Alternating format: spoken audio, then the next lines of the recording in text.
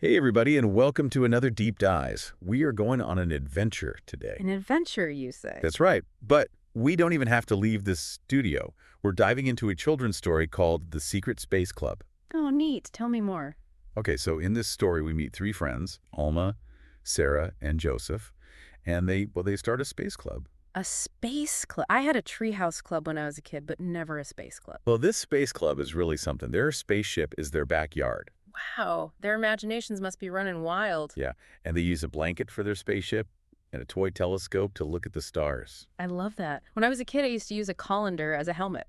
Really? Yeah, it really sparks your imagination. It's like anything can be a spaceship or a tool for exploration if you just use your imagination. That's so true. And in this story, they pretend to fly to the moon. The moon, how fun. Yeah. And Joseph, he asks the funniest question. What's that?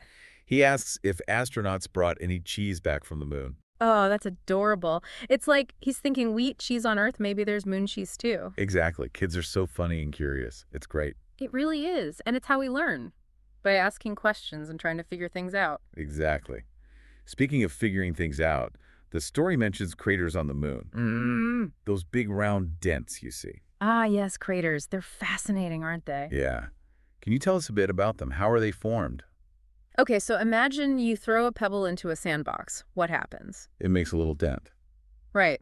Well, moon craters are kind of like that, but on a much bigger scale. Imagine a giant rock, bigger than a house, crashing into the moon. Whoa, that's a big rock. Yeah, and when a rock that big crashes into the moon, it leaves a giant dent, a crater. So craters are formed by impacts. That's incredible. Exactly. And over billions of years, the moon has been hit by lots of these space rocks, creating all those craters we see. Wow, billions of years. That's hard to even imagine. I know, right? The universe is full of amazing things. Speaking of amazing things, the story also talks about how bright Venus is in the night sky. Oh, yeah.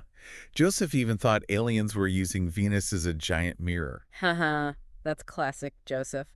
Well, he's right that Venus looks very bright. It does. Sometimes it's the first thing you see in the evening. Yeah, and that's because Venus is covered in clouds that reflect sunlight back to Earth. So it's like a giant mirror. Well, sort of. It's more like a giant disco ball. I love that. A giant disco ball in space.